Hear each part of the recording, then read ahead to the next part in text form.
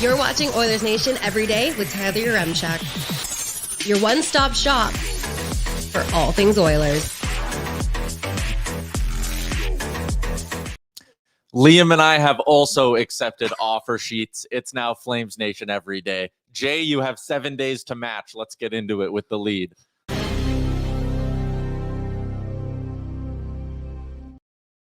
Crazy.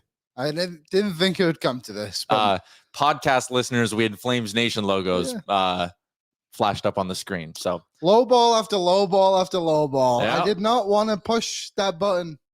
Pinder and Boomer just simply came through with too much money. Too much money. Jay, 7 days to match. I got a funny. He can only match on one. Damn it. We shouldn't have done this. There's not the cap space. Waz is coming off his ELC. We're fucked. We're gonna have to trade Pat. Oh, that would actually be a massive blow. Yeah. Comparing Pat Puff to Cody Ceci is rude. That is a tough look for our boy Pat. Anyways, welcome into the show. In 2 years, we'll come back. It is still Oilers Nation every day. Live from the Sports Closet studio. Check them out online at sportscloset.ca. Greta Bar Yeg YouTube chat is alive and well. Now that you've all had kind of 7 days to sit and stew on the offer sheet drama, hashtag offer sheet gate. Whoa. Everything in sports, you can just throw gate at the end of it, and it ends up working out. It's true. It's kind of like, and this is not going to be nice. This is morbid. I think I know what you're going to say. I'm going to move on. But we'll stay strong. Every time there's a tragedy everywhere, it is whatever and then strong. Hashtag whatever strong. We can get a little bit more creative in times of despair. That's all I'm going to say on that. Yeah. Anyways, that's a dark joke. Dark joke. Wasn't a joke. That is my reality. Fair enough. YouTube chat. Here's what's going on. Ryan S is in. Here's my thinking. Let them ask to take the picks out. Kane on LTIR. Savoy can take Holloway's spot. Use the second and third round picks to find a D-man to take Broberg's spot. I'm not sure how good of a D-man you're getting for just a second and a third round pick, which is what kind of complicates this whole thing. I've done a handful of different live show hits over the last 24 hours just talking about this a little bit. And I'm just as scatterbrained as I was yesterday trying to figure out this whole thing, but that's what we're here for. The next hour, we're going to go through all the offer sheet drama. We got a giant question surrounding it. Coombsy's going to swing by at 12:30 on the Star Mechanical guest line as well. Brett is behind the scenes producing again today. So shout out to Brett. Aaron is still enjoying his vacation. Where'd he go? I think he just went camping / golfing. He's driving around. Sick. I take vacation. They hire Stan Bowman. Aaron takes vacation. Mm-hmm. They dual offer sheet. When I went on vacation, they traded for Matt Savoy. Oh, yeah. You joined the live stream from the deck. The day I got there. Yeah, the day you got within the hour. There you go. What did people have to say about our opening of the show? Mulick said boo. Mm-hmm. Oscar Klefbaum says skull emoji. Mike says gross, I puked. Jaron liked it. LOL, best cold open. Thank you. Yeah, thank you. Biggest of oofs. Don't match them, Jay. Screw the traders. I get asked that sometimes, when you're just like chatting with people, how's work good? Would you ever do you ever think you'll take a job in Toronto or something? And I'm always like, I can only talk Oilers. Yeah, people, I don't get it. I can talk the Oilers and Alberta junior hockey. It's kind of my niche. Yeah, we've really cornered ourselves into a market here. Anyways. Welcome into the show, everybody. The lead today, yes, more offer sheet drama. We're going to tie it into a Sherwood Ford giant question that we'll get to in a couple of seconds. But one thing I wanted to start with was just kind of in the aftermath, the last 24 hours of what's been going down. We've gotten a chance to hear from a handful of different people. Brett, if you want, can you get that? Do we have the Bob Stauffer video or the Clipper quote? Okay, we'll play that in a little bit for you as well. But Elliot Friedman released an impromptu edition of the 32 Thoughts podcast, which he must be doing solo. I was wondering. Now, I didn't listen. I just read quotes on Twitter. I don't do the work myself. But anyways, we didn't touch on this on the show. Shout out to our guy, Jeff Merrick. We stand with Jeff Merrick. Merrick strong. We're married. That's not funny. He's a friend of the show. He is a friend. What?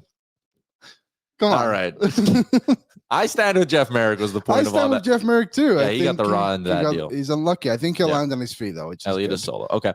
Okay. Here's what Friedman had to say on the 32 Thoughts podcast. He said Philip Broberg was asking for a salary in the $1.8 million range before he signed an offer sheet for $4.58. Dylan Holloway was looking at a 1 to 2 year deal in the $1.2 million range. So let's use that and say you could have gotten them for 1.1 and 1.7. Could have grinded them down 100K. You still would have been in a decent amount of trouble cap-wise. And I know people are going to be like, well, you're in a world of hurt now cap-wise, so it's better. Okay, and people were clowning me, bringing up old clips of the show on Twitter and whatnot, being like, look, Yaremchuk, you said they were going to sign for $900,000. Yes, because RFAs with no arbitration rights usually have to sign for under $1 million. Go back through the history of the league. Go look at Puckpedia. Like, that's how this stuff works. Ryan McLeod. We've seen it firsthand with the Edmonton Oilers. Like, guys have to take dirt cheap deals when they don't have arbitration rights because they're only the only amount of leverage they have is signing an offer sheet. And there's been 2 offer sheets in the last 10 years. And while we talked about how a team could very easily screw over the Edmonton Oilers, we kind of would just shrug and go, teams don't sign offer sheets. That kind of stuff just doesn't happen. It ends up playing out that way. And now the Oilers are in a world of hurt. And Christopher Palmer, Harley is going to get paid. Harley is going to get paid if he wants to take term. If he wants to sit out. Like, remember Nylander, right? Like, the Leafs grinded him down because he had no arb rights and no one had the balls to offer sheet him. And then the Leafs ended up working out a deal with him. Like, when there's no arb rights, their only leverage is signing or sitting out or offer sheet.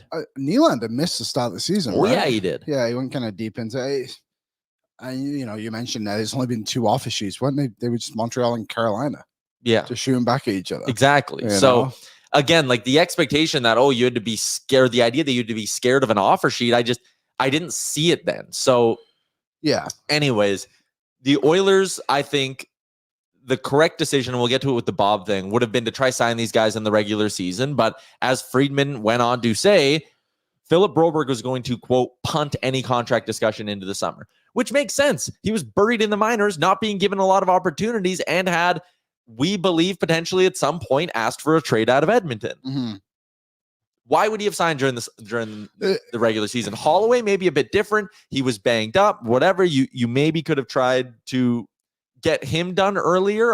But once you got to the summer, and this is kind of the point I'm making, once you got to the summer and you spent your money, you had committed to the strategy of grinding these 2 down and having them on dirt cheap 1-year deals, or saying sit out. What are you going to do? And maybe, Broberg would have been like, I'm going to go play in Sweden. See ya. And like, sure, potentially, I guess. But I don't blame, like, people were saying the Oilers sat on their hands for too long this summer. No, they were staying true to their strategy. And yes, it blew up in their face because of the offer sheet. But again, playing that out and saying, I doubt anyone's going to offer sheet them isn't the worst strategy here. No, it's totally or not. It wasn't the worst strategy. Like, I understood it. I'm not going to sit here in hindsight and be like, what the hell were they thinking? Why didn't they do this? Blah, blah, blah, blah. Because again, offer sheets don't happen. Yeah. I don't know. Extremely rare. Did they, we don't know if they sat on their hands. They could have been negotiating for the entire time, right? Like, there's just not been a lot out there, because you look at all the other guys that are on the list. When was the last time you heard a Seth Jarvis update?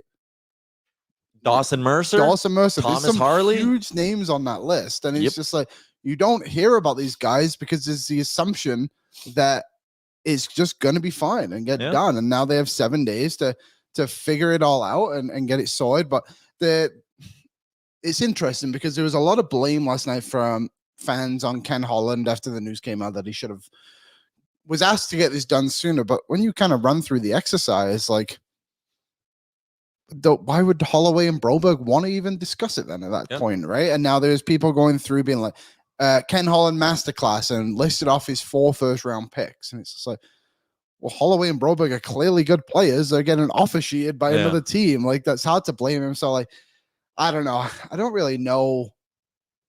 I don't really put the blame on anyone, to be honest. I think it's just, do you know, if I'm going to put the blame on anyone, it's probably Philip Broberg. In a weird way of, like, you want 1.8 million?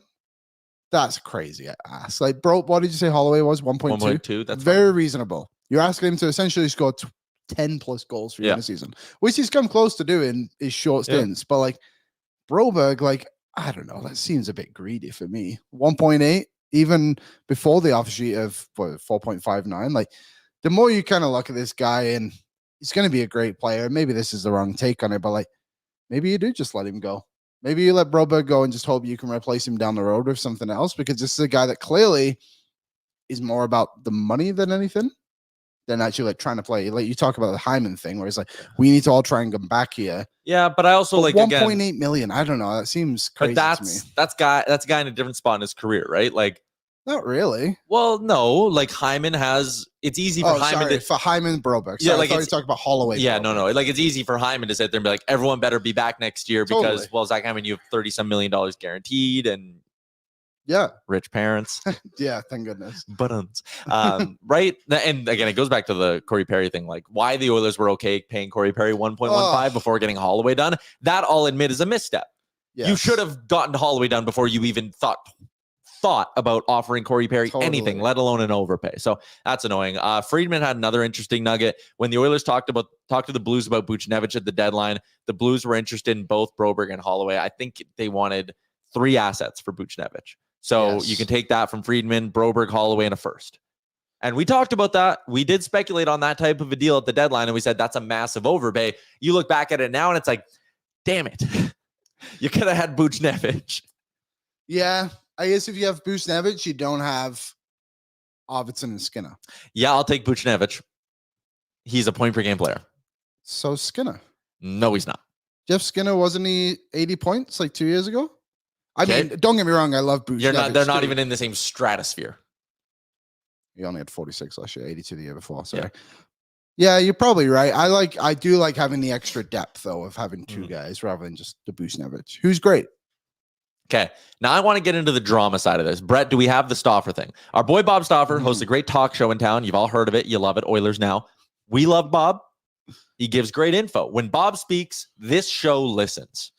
Damn right. Damn right. Here's what Bob had to say yesterday. 100% guarantee you that upper management, Ken Holland, the general manager at that time, as far back as December and January, were instructed at the top levels of the Oilers organizations to get Dylan Holloway and Philip Broberg signed to contract extensions, especially in the month of January when both players were in the minors. And here's where I tell you that players are at their most vulnerable when they're dealing with injuries, or if they're star players or top-end picks and they've been sent and demoted down to the minors.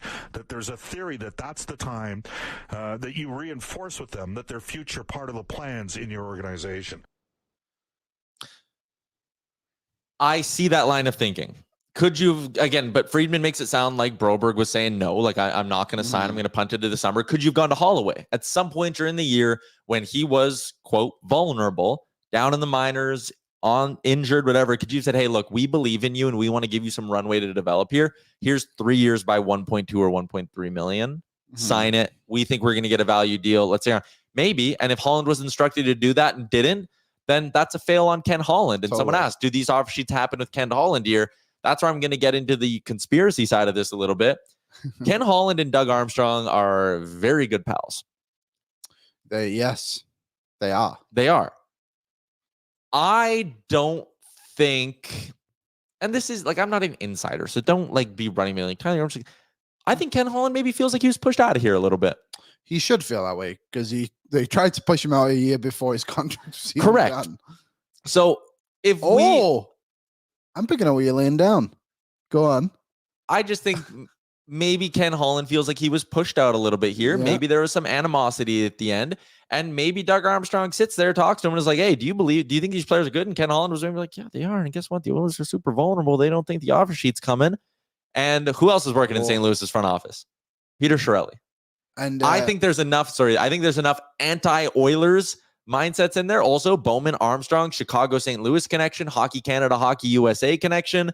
Like, there's enough of a reason to believe there's a rivalry between those two as well. Like, when you start to peel back some layers of this onion, you can start to see why that front office in St. Louis maybe sits there and goes, yeah, fuck these guys. Wow. That is, I guess when you kind of look through it, and also like a little bit different, but you have a guy like Alex Steen, who is Swedish guys. He's a young Swedish defenseman now. Like, it's interesting to think about. I mean, like you said, there's just so many different layers to all of this. You think Ken Holland even called Doug Armstrong? It's like, hey, I'm sure they talk a lot. I mean, the Torrey Krug thing, when that came down, I did not obviously expect this to happen, but you kind of look back, like you said, and maybe we should have expected this a little bit more with the interest they had at the deadline with Buchnevich. I'm surprised they're willing to put so much stock into Philip Broberg. Me too. But again, what did we hear about the Blues coming into the summer? It was they want to fix their blue line. They want to get and try to inject some youth into their blue line. It's why they considered trading Parayko. It's why Nick Leddy was on the block. It's why Torrey Krug was on the block before the arthritis thing. And then Torrey Krug goes on LTIR, and it's like, okay, well, Torrey Krug news happens after the free agency dust is settled. So you can't spend that money on anything. If you're the Blues and you're sitting there, you're like, okay, we're kind of in this tweener period where, like, we're waiting for guys like Neighbors to maybe get going, some other prospects. We got Joel Hofer between the pipes, waiting for him to really catch steam as an NHLer. Who else do they have on the blue line? I mean, now you're looking at Broberg, but like blue line, no one. Yeah. But that's what lines up. If you think you're in this period of transition where you don't really care about overpaying Phil Broberg for a couple of years, and you think he's a top 4 guy and will be for the next decade, and you have the Torrey Krug money, it's like, boom, this falls into their lap. And there's a part of me that really looks at this and goes, Dylan Holloway's a pawn in all of this. I think the Blues believe they're getting Broberg and they're not getting Dylan Holloway because, one, cheaper deal. Like if you're St. Louis, you could have made the money work and gone up. I know you'd have to give up more compensation, so it doesn't really work that way. But like, you could have made this harder for the Oilers to match by finagling the numbers a bit differently. I think he's a bit of a pawn. And people were talking yesterday about, oh, do these guys even want to be here? And we talked about why is Dylan Holloway willing to give up on a chance to play in Alberta as an Alberta boy with McDavid and Draisaitl on a cup contender, score big goals and playoffs? Why is he willing to give that up? And in Broberg's case, it's to get, let's be honest, another $6-7 million over the next 2 years. In Holloway's case, it's a chance to get an extra $2 million, which after tax is $1 million, which, right? Like all of that stuff. Why was Holloway willing to do this? The more I thought about it, I think Holloway almost knew he's a pawn. I wouldn't be surprised if Holloway's agent went to him and said, listen, the Blues think they're getting Broberg. They're going to throw this offer sheet your way. Edmonton's going to match the cheaper of the two, and you're going to be in Edmonton and you're going to get your money. You're going to have your cake and eat it too here, Dylan. And maybe he knows he's a pawn in all of this. Maybe. Because again, like people were saying, he knows he's going to get 3rd, 4th line minutes in Edmonton. So like, of course he's going to want to go to St. Louis. Go look at the Blues depth chart, man. He's got Neighbors and Saad playing ahead of him. Buchnevich, Thomas, Kyrou, Shen. Like that top 6 is pretty full in St. Louis. I was looking at the contracts too. It's interesting. So Broberg would end at the end of 2026, and they would still have Falk, Krug, and Parayko all on the books. So it's not like it kind of like works out well for them so that they can then give them another big payday. Their contracts are minimum, I guess, by that point, $6.5 million for the 3 of them. So it kind of is what it is. But yeah, the Holloway thing is interesting. Like, I mean, look, if they do match Holloway and not Broberg, I think Holloway is the more likely of the two right now. And I think Broberg does have a long runway as well. Don't get me wrong, who can match it instantly. I don't think Broberg can be a $4.5 million defenseman for you next season. No, but Holloway can be a $2.2 million forward for you next season. I agree with that.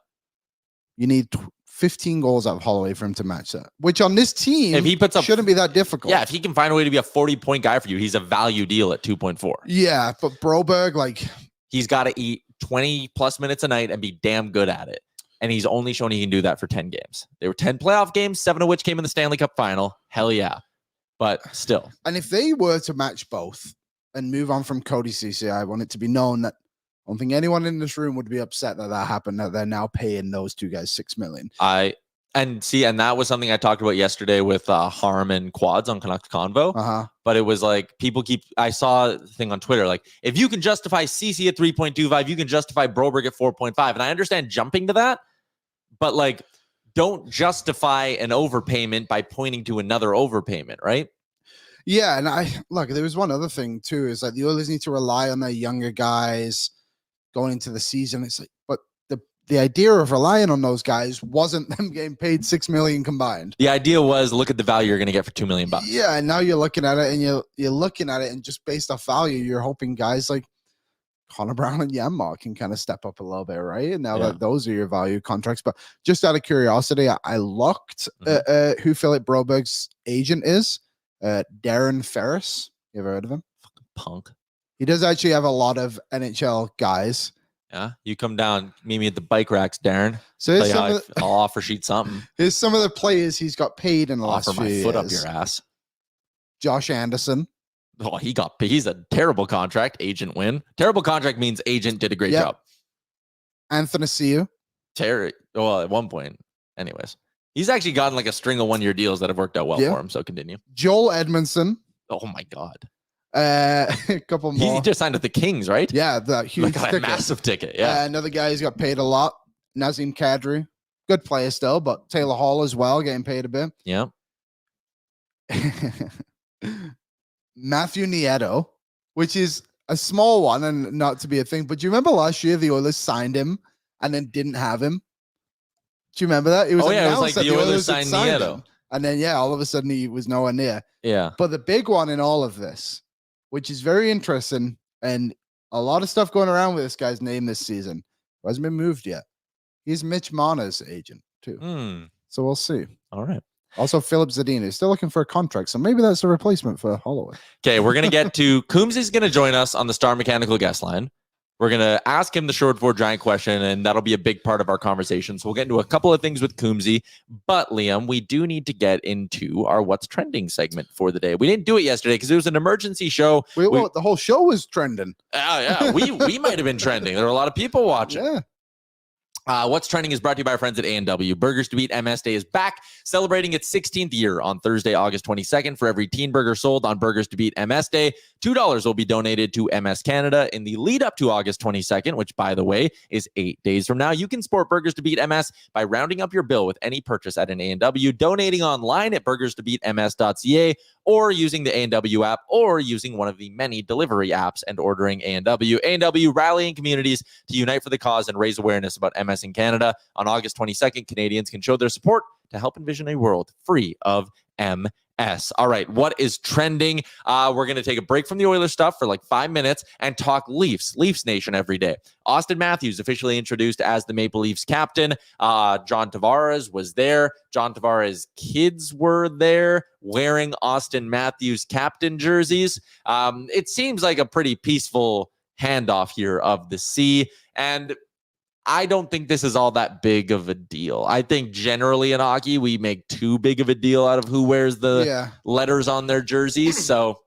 again, Austin Matthews is their best player. He's the face of the franchise. He should have the C there for all the extracurriculars that come along with it. So yeah, it's fine. John Tavares is whatever, maybe a bit less pressure on him now. He can kind of fade back and be a secondary character on this Leafs team. Yeah, it might. I think it might help both. And someone said, where was it? Ryan said Matthews should have been the captain for the start. No, I don't think so. I think Tavares actually, it takes a lot of criticism for actually what he's done for that organization. When you look at it and like, hey, I love to laugh at the Leafs when they get eliminated in round one every year. He's had to face some shit. But every single year before that, they weren't even making a damn playoffs. Yeah. So he's come in and put a positive impact on this team. Granted, not made it where they want to be, but either way, like, still successful tenure.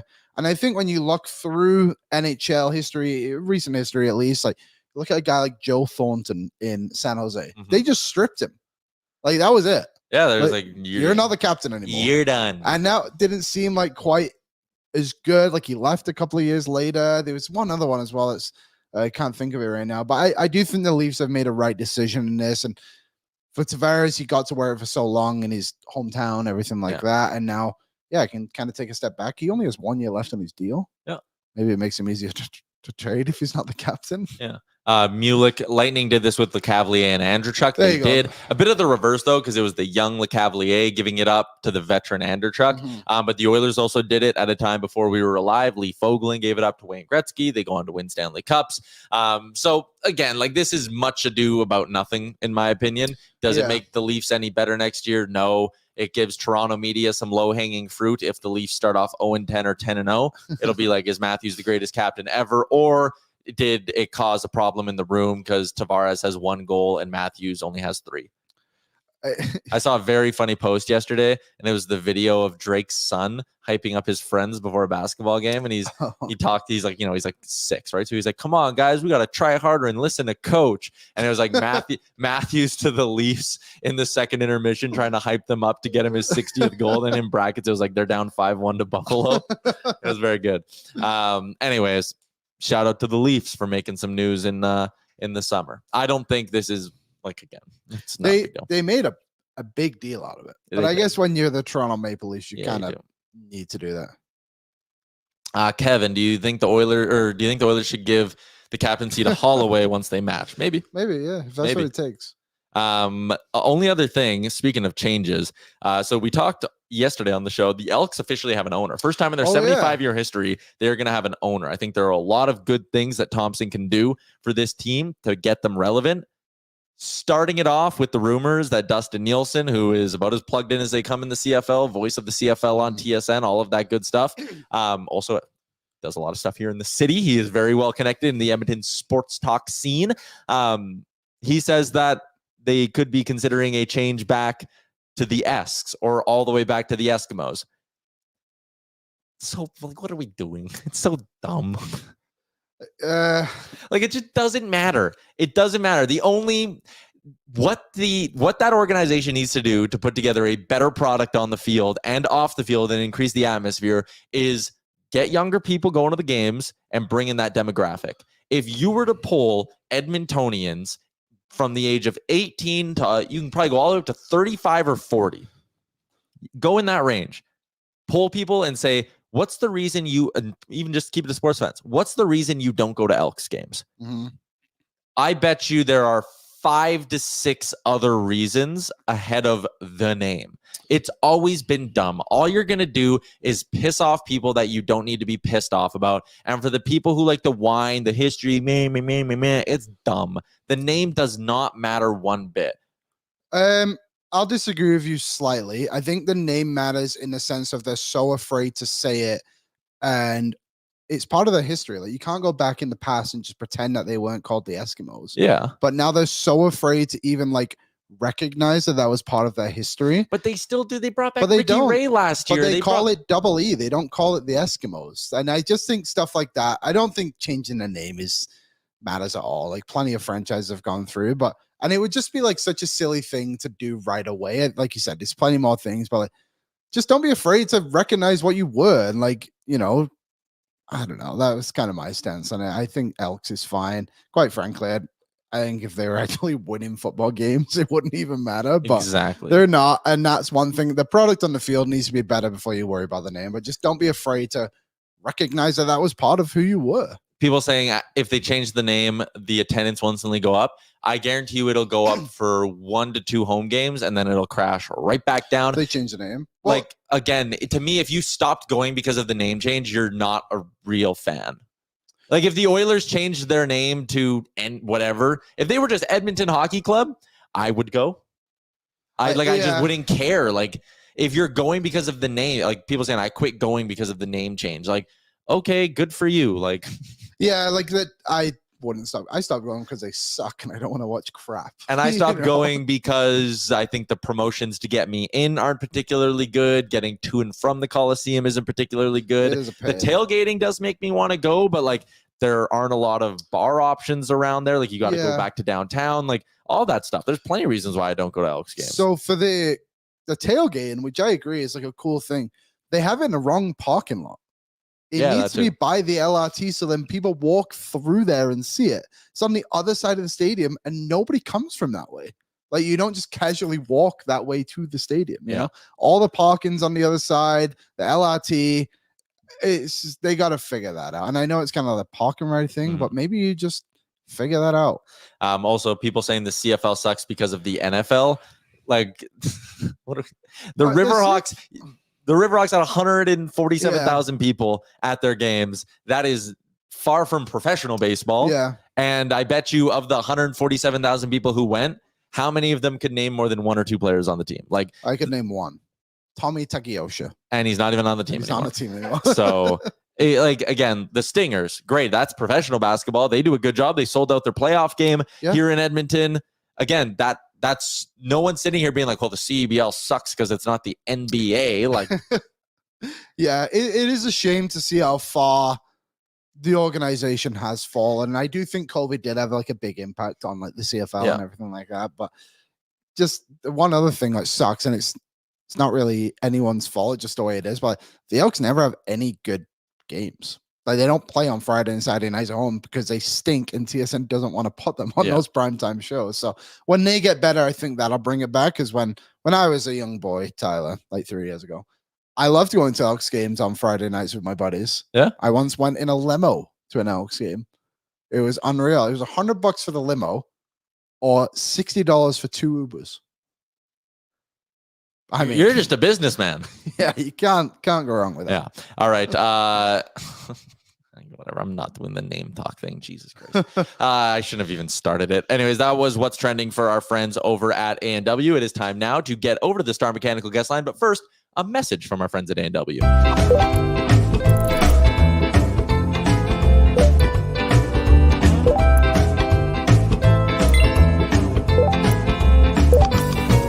Grab a burger, beat MS on August 22nd. Back on Oilers Nation every day. We are at the Star Mechanical guest line, Edmonton's #1 plumbing and heating company. You can find out more about what makes them Edmonton's #1 plumbing and heating company by hitting them up online, starmechanical.ca. Sad news from my personal life, though. An update on Red from Star Mechanical, my neighbor. He sold his house. Oh, thank God. I thought you would like. Never mind. I thought you were going to say something else. You thought we were gonna start hashtag Red from Star Mechanical strong. Red strong. We stand with Red. No, so now I'm surrounded by. Actually, there's no way any of them watch the show. My neighborhood's a mess. Anyways, Star Mechanical guest line. I haven't figured out what my neighborhood's going to be like yet. Are you the kind of guy who? Also, hey, Coombsy, we're totally derailed in another conversation, but you can chime into this. Are you the kind of guy who like go introduce yourself? No, I'd rather my neighbors knew nothing about me. I'll say hello, but I'm not gonna go knock on the door and be like, "Hey." I know, right? Which is like jazz hands. No, thank you. Like, I don't have good enough social skills to go do that. Coombsy, when you moved into your new place, did you go like knock on a couple doors and be like, "Hi, I'm living No, I down feel like hall." if I was to do that, that'd be overwhelming, and it would be a little bit intense. So I'll wait for them to talk to me, and then I'll talk to them back. It took me 2 months to muster up the courage to go to my neighbor and be like, "Hey, do you want to fix our fence?" So yeah, I'm definitely not gonna like go over with a case of beer and be like, "What's up?" Not for me. Not for me. You know, like I've been to some events too where people move into houses when I was young as well, and like they invite the neighbors, and that's the first time they've met them. Yeah. I don't know. I don't know. Not for me. Not for me at all. I prefer just to like naturally, organically meet them. Yeah, I think that's a good way to do it. Comfortable for the person too. Like, Aaron went to go drop off gear at my house during the playoffs. Hell yeah. And my neighbor talked to him for like 5 minutes and then was like, "Wait, you're not Tyler." And Aaron was like, "Nope, just work with him." But he had no idea. He was just like, talking to some young guy in sunglasses about the Oilers. There you go. All right, Star Mechanical guest line, Coombsy. We got a couple of things we want to dig into. Obviously, the offer sheet drama. What was your first reaction when you saw the news come down? It was surprising. I mean, I think we've all sort of talked about this. There really haven't been very many offer sheets lately, especially in sort of the COVID tight salary cap era. The only ones that have happened are when the Carolina Hurricanes had Sebastian Aho get offer sheeted by Montreal, and then Carolina came back the following year and did one with just Barry Kontaniemi. And otherwise, it's been before that. The last one was Ryan O'Reilly, that weird one with the Flames. Which we talked about that yesterday. Yeah. Do you remember the fact that if Colorado wouldn't have matched it, he would have had to go on waivers? Yeah, he would have had to do re-entry waivers coming back from the KHL and probably would have been picked up by somebody else. So like Columbus wasn't dead last at the Columbus was terrible about that. What's that? Who was that? It was Ryan O'Reilly when he was on Colorado and right. like, at the end of his entry-level contract, I think, and he couldn't come up with a deal. And then Shea Weber was before that. That was that insane 14-year contract. To Philly, yeah. Yeah, the one that I think that contract just would have ended this year, right? That would have just come to an end. So yeah, it was surprising because this never happens. But then again, if you had asked me 2, 3, 4 months ago if I would have accepted a second-round pick for Philip Broberg in a trade, I probably would have been like, yeah. But if you had also asked me, would you sign Philip Broberg to a 2-year, $4.5 million annual extension back in May or June, I would have been like, what?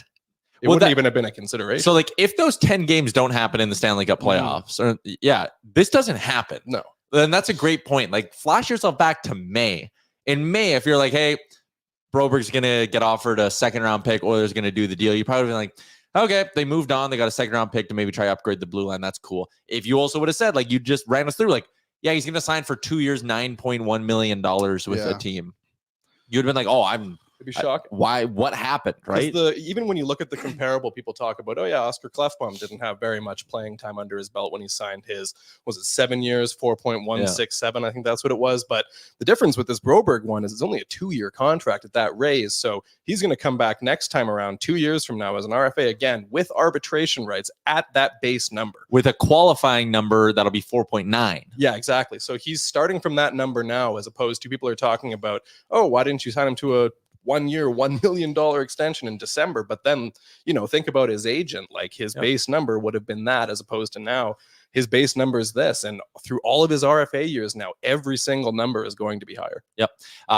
Maynard Nugent Spivey in the chat says, what if the Broberg deal was 4 years, more palatable? Yeah. Like totally. If it was 4, and I know this is going to sound weird because part of my logic for not potentially matching the Broberg deal, or I think part of the reasoning behind not, or letting him go to St. Louis would be like, again, he showed us for 10 games he can be a top 4 D-man. It is so far from a guarantee that he does that. Never mind 82 games for half of a season, right? Mm-hmm. So, like, no, don't match it. But if it was 4 years, it would make more sense to take the risk because it's like, hey, if this pans out, years 3 and 4 are tremendous value for a team that's going to need it. And the other thing with the Klefbom comparison is where the Oilers are at as an organization. At that time, it was like, okay, they're still a year and a bit away from coming out of the rebuild.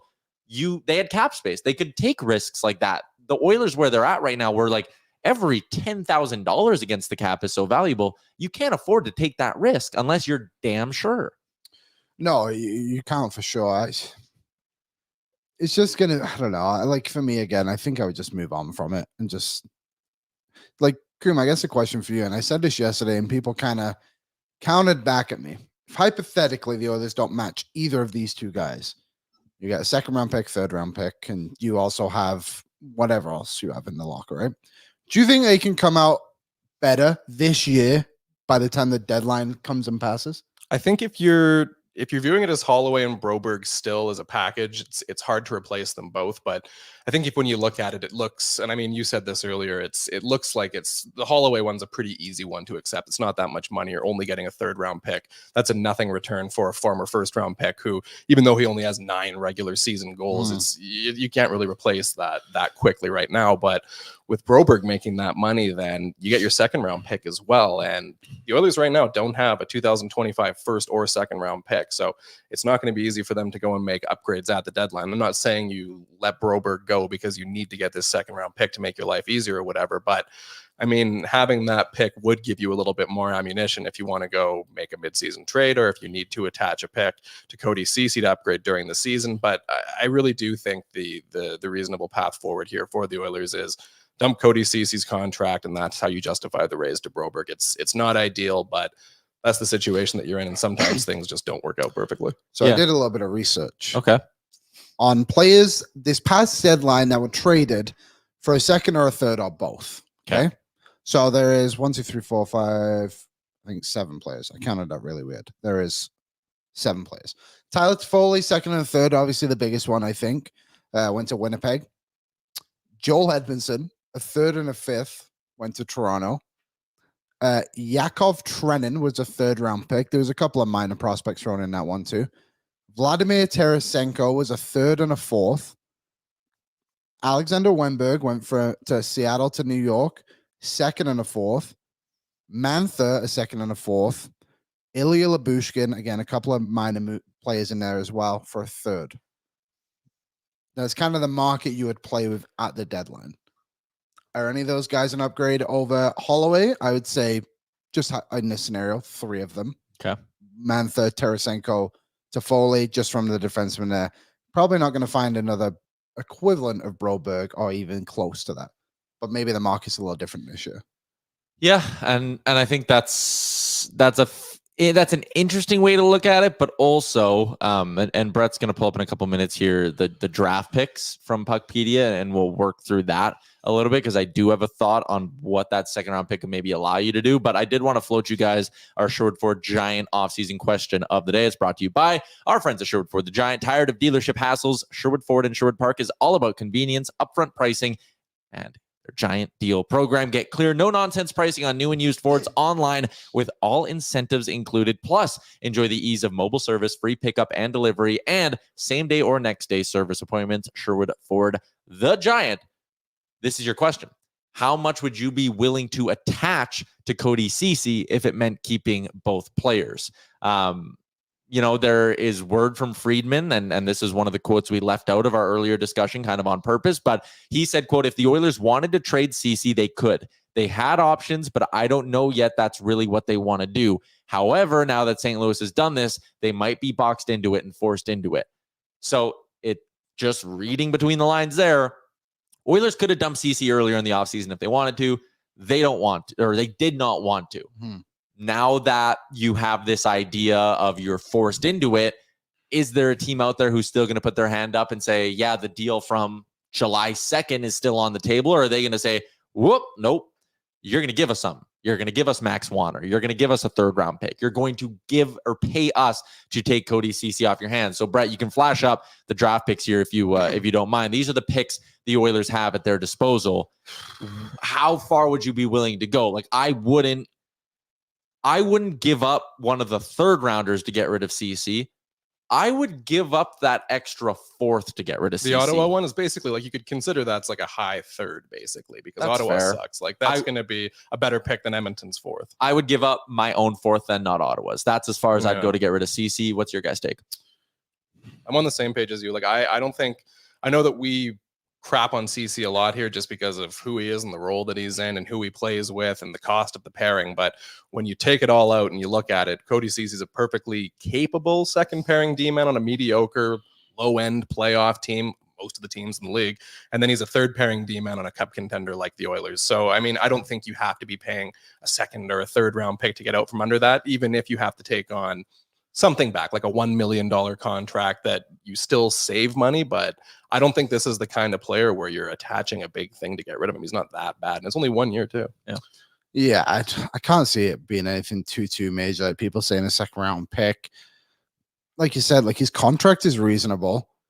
He's a good second. He's an okay second pairing defenseman. He's a good third pairing defenseman. Mm-hmm. He's played in the playoffs and gone deep a few times now. Even think back to Ottawa. He was on the Ottawa team that went to Game 7 of the Eastern Conference Finals. So we've been to 3 conference finals, 1 Stanley Cup final. He's not that old, is he? 30, 31? Like, guy you could probably re-sign if you wanted to. Like, I just don't see why the Oilers would have to give up that. And you mentioned a guy like Wanner. Like, I just wonder. I just don't think they would want to give up another prospect. And I know you get to keep Broberg, but when Broberg comes around again and you have to pay him $5 million and maybe he doesn't hit that, do you not want a guy like Wanner who's kind of coming through? Hypothetically, Fair. You know what I mean? And so I would at most I would answer is a fourth. The prospects might be more valuable to the Oilers than the draft pick. They 100%. might, totally, yeah, totally. Yeah. Because too, like this is kind of the argument again. We mentioned it, but like you need those young guys coming through on better deals that help you avoid contracts like they might have to pay Broberg. Well, then you can't have offer sheets. Yes, you have to be better at that. It mitigates the whole thing about drafting and developing. But this is what it's like in other leagues. Like in the NBA, these things happen all the time. It's just a unique, weird NHL thing that the GMs all happen to be best friends and they don't do this. Yeah, it's not that crazy. I don't think this situation happening is some kind of insane, wild thing. It's this is what should be happening in the NHL. This is like a free market for the players. Yeah. Our pal David Quadrelli texted me an interesting idea yesterday. Oh. So the Canucks are over the cap. They have like $15,000 in cap space, but they have Tucker Poolman on that they could use in LTIR. But if they can get rid of Poolman's contract, then they don't have to operate in LTIR at all, right? Okay. There's a benefit to Vancouver there. If you're Edmonton, is there some sort of a deal you can make where Vancouver, again, it's worth something to them. We saw the benefits last year of not being in LTIR. Your dollar stretch way more at the deadline. Right. If you go to Vancouver and you say, hey, we're in division, but we can help each other here. give us a 5th round pick. We'll take the final year of Tucker Poolman's contract, Which is what? 2.5 million. Okay. We're going to LTIR it because Edmonton's in cap hell already, or they're in LTIR space already with Kane. Take Poolman, get a 5th, take the 5th, attach it to Ceci, move him somewhere. And then you can keep both Broberg and Holloway. You're operating in LTIR anyways, so who cares how far into LTIR you are? Like, think of when Vegas went and got Shea Weber's contract, right? Yeah, Brent Doesn't matter. Seabrook, Tampa. Yeah. So, and I don't know, because I've only had this conversation with Quads. I don't know if there's other teams around there who have similar guys. What makes Vancouver unique? So, yeah, I mean, Shea Weber has 2 more years at 7.8 with Utah right now. That's so How did funny. he end up in Utah, actually? He's in the Hall of Fame already. Shea Weber? Yeah. He was on Arizona. Oh, I thought he was Vegas. Who did Vegas get? I thought Vegas grabbed David someone. Clarkson. Maybe that's what I'm thinking of. Anyways, Arizona has that, or you could go, maybe Vegas is intriguing. You could take the last $5 million of Robin Leonard's deal and LTIR him, right? As long as there's nothing about the snake farms that follows them in the deal as well. But could you do something like that where you go to another team and take LTIR money, get a 4th or 5th round pick back, package it with CC, and then go to whoever after that and move on from it? So then the Oilers would be an LTIR for like 775 or 750, whatever it would be. Yeah, however much Yeah. money it ends up being. So then they would have like an extra $1 million in cap. But space, it doesn't right? really, because I mean, No? LTR, then it just shoots down. Like, it doesn't Okay, actually okay, provide gotcha. you any benefit. The benefit would be the asset that you. Right. Interesting. I Yeah. mean, it could get that complicated for them. It could. All right. But one thing too at the Okay. deadline, which is a bit different, they just kept grabbing those 6th, 7th round picks, They right? did. So I think for the Oilers right now is they obviously feel positively enough about their scouting staff that they can just be like, we can run the risk if we have 2 6th round picks. We believe our scouting staff can get us 1 guy, Yeah. which could forfeit those earlier picks, which So- already is. Another thing that I was kind of thinking as we went through this is, let's say you don't match Broberg, you get the 2nd round pick. You were talking about, okay, but who can you even get for a 2nd round pick? Yeah. And Brett, if you flash them up again, like, so the board on Puckpedia says they don't have a 1st in 2025, but they could keep their 1st in 2025. And the only thing that changes is then their 1st in 2026 becomes an unprotected 1st round pick that goes to Philly in the deal they made on draft night. Whatever. If you have a 2nd in this year's draft, does it make it more palatable to move that 1st in 2025, push the condition of the trade to 2026, and then in 2026, you're still looking at a board that has a 2nd and a 3rd and like some things you can kind of move there? Again, we're looking at draft picks as absolutely nothing more than deadline trade bait. Yeah. So They're if you get assets, the if you get the 2nd for Broberg, what can you get with your 1st round pick? And then you're sitting there going, okay, deadline time. We still have a 2nd, a 3rd, and 2 4ths for whatever we kind of need to do. You're also in cap hell, so making a move at the deadline is going to be damn near impossible anyways. So Yeah. what can you do with your 1st right now would be my question. If you don't match Broberg and you have, again, maybe you still move on from Ceci. Let's say you move on from Ceci and you end up getting a 4th or 5th from him because you're not in the spot where you're trying to match and maybe you're not as pressured. But like, what does a deal like that look like? With some money and your 1st round pick, can you go get a defenseman somewhere? Yeah, who are the defensemen that would be like who's the second, who are we talking about last trade deadline? It was all about Chris Tanev, right? Yeah. Like, who's it Hanifin. going to be this year now that it's the 2nd pairing D-man? Like, Matthias Ekholm came out of nowhere, right? It wasn't, we were talking about Erik Karlsson. We were talking about big names like that. And then all of a sudden, out of the blue, it was, oh, here you go. Matthias Ekholm is an Oiler. And it's like, what names are there right now that could fit into that spot and be that maybe that puck mover that plays next to Darnell Nurse? Like, who would that guy be? So here are Not the great. kind of, I sorted by next year's free agent class and then minutes played per game. Marcus Pettersson in Pittsburgh, Jacob Chikrin, and the one that I think would intrigue the Oilers most is Adam Larson. Oh, yeah. Well, so like, again, let's go back to this sort of wrinkle here. Interesting. Let's say you don't match Broberg and you just go to Seattle and you say, hey, we have a 2nd round pick and Max Warner for Larson at 50% retained. What if he's a $2 million defenseman and you can bring him in with that 2nd round pick from Broberg? Yeah. See, And that's then why you're- the 2nd round pick isn't that bad to get. Like, it's not a not. terrible trade No. return for Broberg. It's not ideal, but it's not as bad as it could be. Yeah. And do you know what? They were literally like $1 million. What was it? $100,000 off. Yeah. Like the 1st or Yeah. something, which obviously strategic. But yeah, like I don't think see, the Oilers can survive next season if they don't have Broberg. And his Stetcher they keep Ceci, whatever. Like, that blue line isn't the worst thing ever. Yeah. Their offense is way too good for it to be, honestly, a worry. Also, I know I made the joke yesterday about forks in my eyes, but I was looking into the numbers and reading some people who are much smarter than me. I maybe don't hate the Justin Schultz idea as much as I thought I would. He's a good puck mover. He's been better since he left it. He's a really different player now since being in Pittsburgh, and that's the same coaching staff that fixed Cody Ceci when he went from Ottawa to Pittsburgh as well. Oh. So like it's a coaching staff who's done well for defensemen who came up in systems like Edmonton, Toronto, where you're not coaching defensemen properly, and they went and learned how to be actual NHL defenders. Yeah, I mean, I don't hate the idea of someone like that. I think the other layer to this too, and I completely understand, Broberg could be a good player, but I don't think he'll ever be able to reach his full potential in Edmonton because Evan Bouchard stands in his way. I don't think his future's ever a power play guy, though, so I don't know if I agree with that. I don't know. For an 8th overall pick, like, he was an offensive guy coming through. Like, you're never going to ask him to be that again.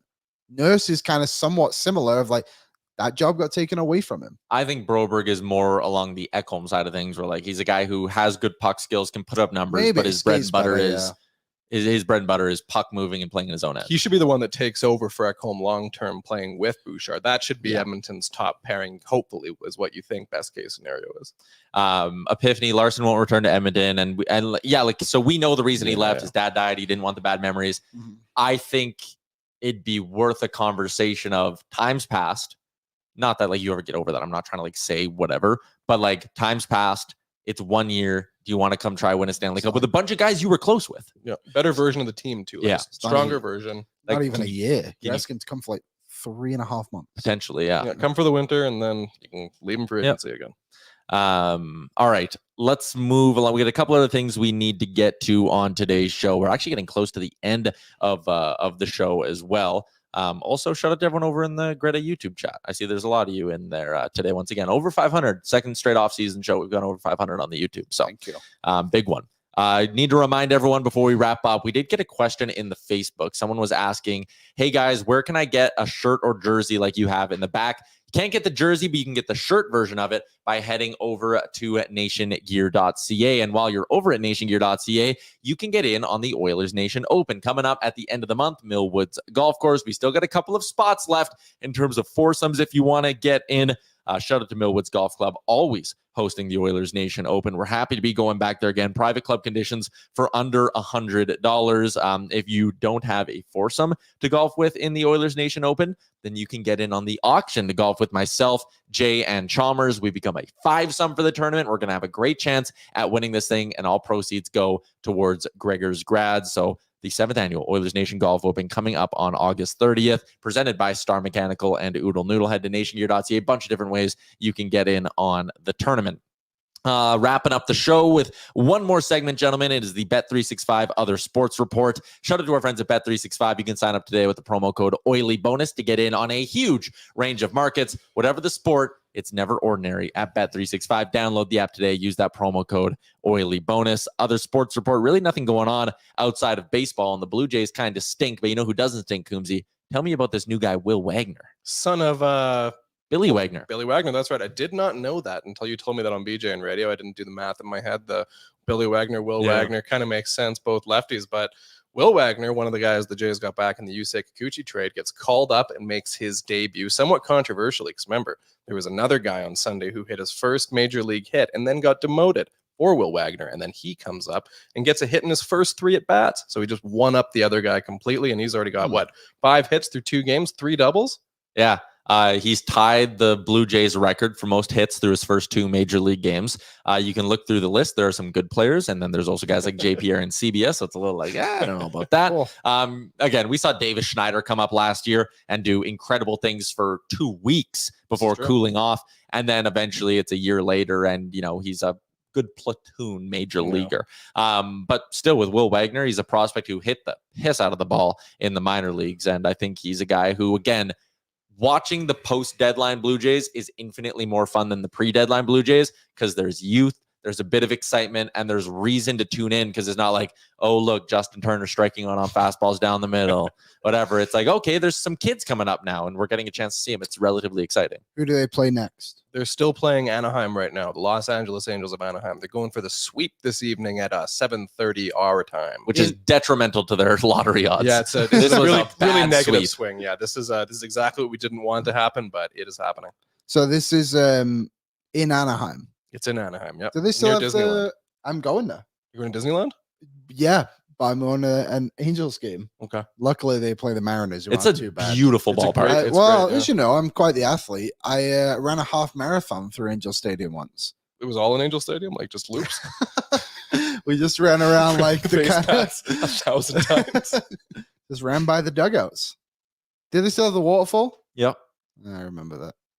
Did they still have the rally monkey too? They do still have The the monkey. Yeah, I'm excited to go, actually. I mean, not to watch the Angels, to watch the Mariners, because Good they actually ballpark, got a bit better.